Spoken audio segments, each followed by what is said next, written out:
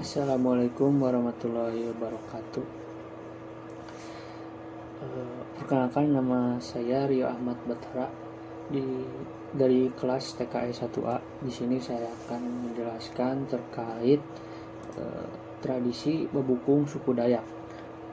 Nah, pertama-tama kita ketahui dulu definisi dari tradisi suku bebukung tersebut.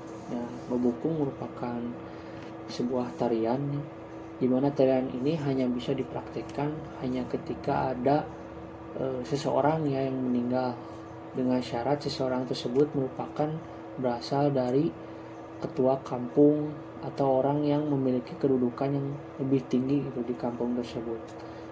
Nah, contohnya itu misalnya kepala daerah, ketua RT, ketua RW, seperti itu. Nah, orang yang menari itu disebut babukung. Kemudian ciri-ciri tradisi babukung itu hanya bisa dilakukan itu oleh orangnya itu ganjil, minimal itu 5 orang dan maksimal itu 11 orang.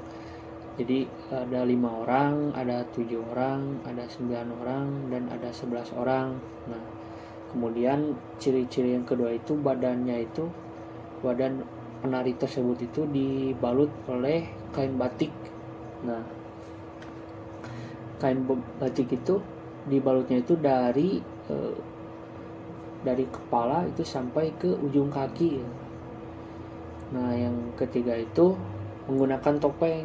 Nah, topengnya itu ada 3 jenis ya, ada topeng buah labu kering, ada topeng pelepah kelapa, dan ketiga itu ada topeng pohon pelaik. Nah, yang memakai topeng buah labu kering itu adalah bukung labu. Nah, yang memakai topeng pelepah kelapa itu merupakan bukung manggar. Nah, yang menggunakan pohon pelaik itu bukung pelaik. Kemudian tugas dari para bukung tersebut itu apa? Nah, yang pertama itu menari ya, menari. Nah, yang kedua itu untuk menunjukkan ekspresi dukanya terhadap orang yang berduka. Nah, apa sih tujuan dari tradisi babukung ini? Nah, ada 4 poin yang telah saya ambil. Nah, yang pertama itu adalah untuk mengantarkan kepada sang ilahi. Nah, yang kedua itu untuk menghormati orang yang meninggal dunia. Nah, yang ketiga itu untuk menyerap dan menghalau roh jahat agar tidak mengganggu perjalanan arwah dari orang yang telah meninggal tersebut. Nah, yang keempat itu adalah untuk menghibur keluarga duka.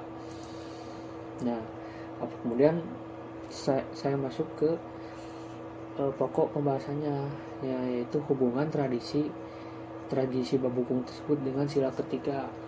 Nah, saya mengambil 3 poin. Nah, yang pertama itu gotong royong.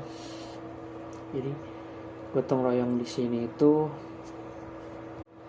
kemudian yang kedua itu ada kebersamaan, dan yang ketiga itu ada tolong menolong. Nah, apa sih implementasi atau penerapan dari tradisi babukung tersebut terhadap sila ketiga dalam kehidupan sehari-hari? Nah, contohnya itu yang pertama itu melayat orang yang meninggal. Ketika ada seseorang di tetangga atau seseorang yang meninggal di sekitaran rumah kita harus melayat orang tersebut tuh.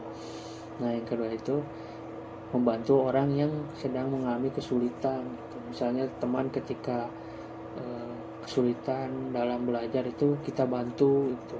Misalnya teman dalam kesulitan finansial kita bantu. Nah, yang ketiga itu rutin melaksanakan kerja bakti atau ronda malam. Misalnya di masyarakat kita ada mengadakan kerja bakti atau ronda malam rutin itu setiap minggu itu ada kerja bakti. Setiap malam itu diagendakan ronda. Nah, kita itu harus ikut gitu sebagai bentuk peduli terhadap sosial. Demikianlah presentasi dari saya. Assalamualaikum warahmatullahi wabarakatuh.